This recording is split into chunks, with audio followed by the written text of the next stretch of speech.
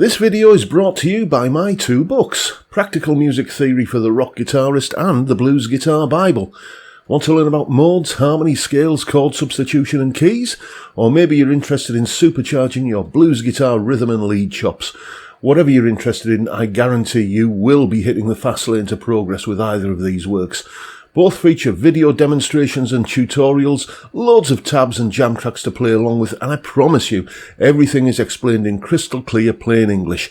Check out the links in the description for more details. Hello chaps, welcome once again to John Robson Guitar Tuition. As always, I do hope you're well, and in case you're wondering, this is what happens when you get a sneezing fit whilst shaving. And it bled. It bleed. The bathroom looked like the opening scenes of Saving Private Ryan.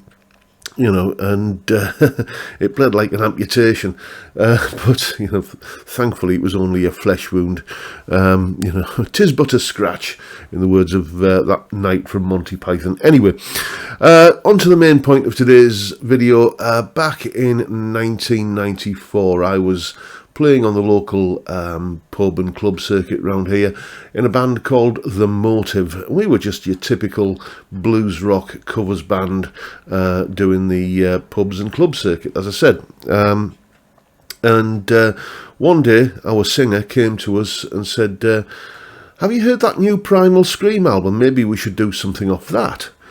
And Primal Scream, all I knew about them at the time was that they contained a couple of refugees from, or at least one ex-member of a band called the Jesus and Mary Chain, who were notorious feedback atonal racket merchants that I did not care for at all. But Primal Scream, all I knew of them was that they were sort of a bit of a jingly-jangly, shoegazing, is that the right term, indie band. And that's not the sort of stuff we do. But he said, no, listen to the new album. He says it's all kind of, it sounds like a load of old Rolling Stones tracks, stuff that could have been on Exile on Main Street. And we ended up doing one of the songs from that album, and here's the solo from it.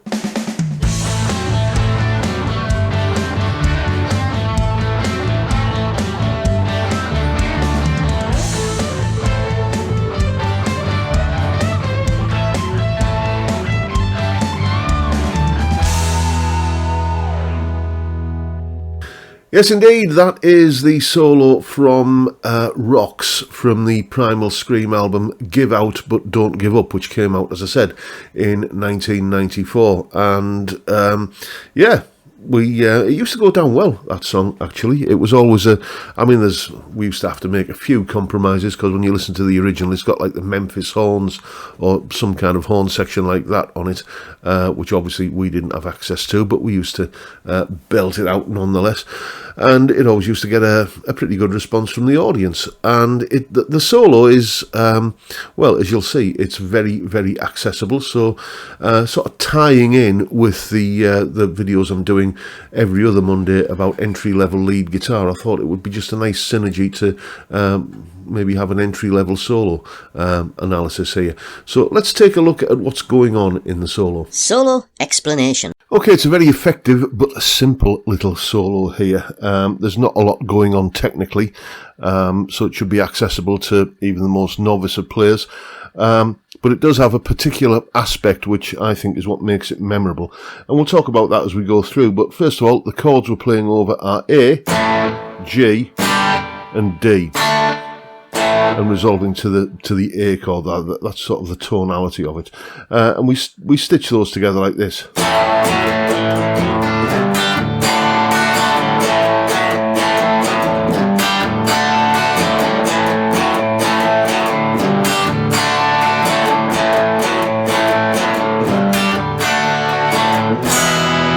And then come out of the solo on an E chord where the vocals come back in.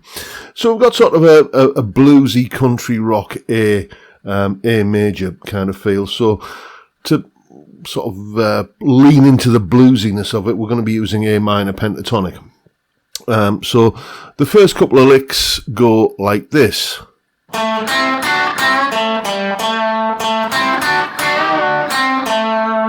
Okay, technically we're adding another note into the A minor pentatonic. A minor pentatonic is A, C, D, E, G, and then back to an A again. You can see we're kind of grabbing this 7th fret note on the 2nd string momentarily. That's an F sharp. You could get all technical and start talking about how that's approaching becoming a Dorian mode, but you know, we don't need to kind of think in those terms for a solo like this. Notice we've got this double string bend here. Don't really worry too much about the pitch of this. This is more of a sound effect than, you know, a targeted note or targeted pitch. It's the sort of thing that you don't really kind of measure which pitch you go into when you're wobbling the tremolo arm. It's almost just like a very wide vibrato with one fluctuation in it.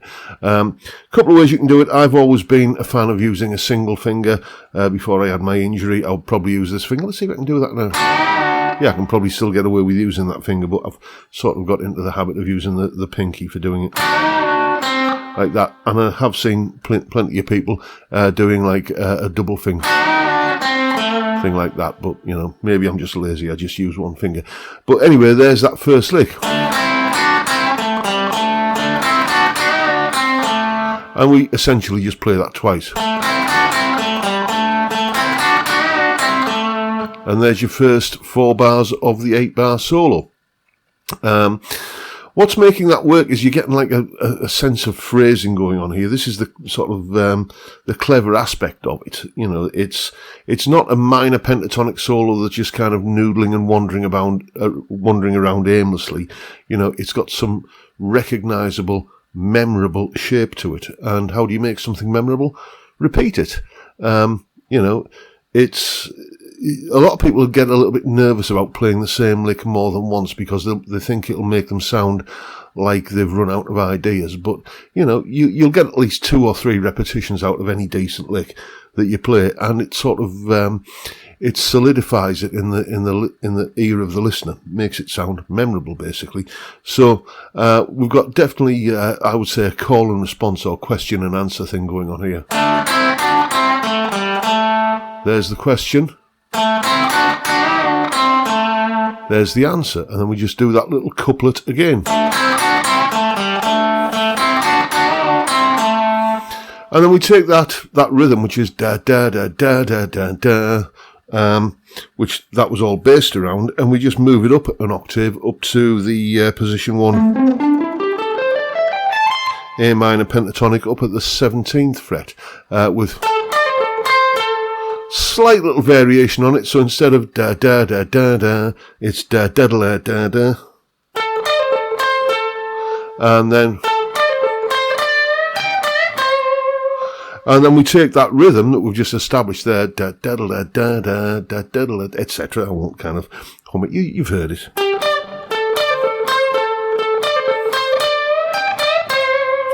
And then we move it up to the top end of this pattern up here.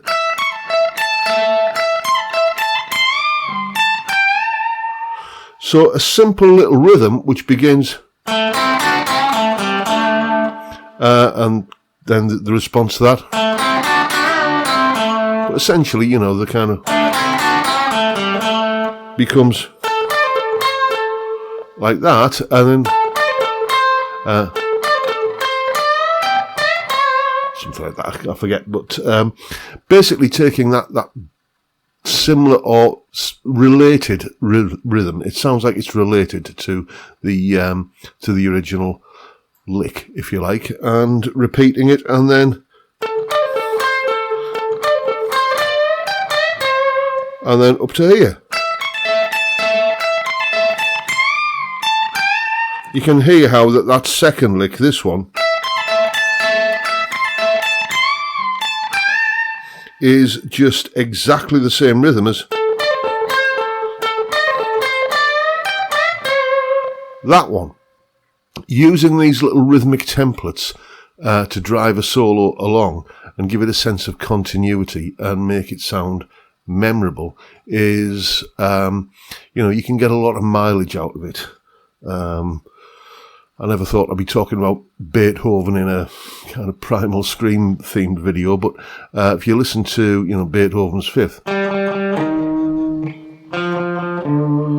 da da da da. That's a brilliant little rhythmic hook that he kind of uses throughout that piece and gets loads of mileage out of it.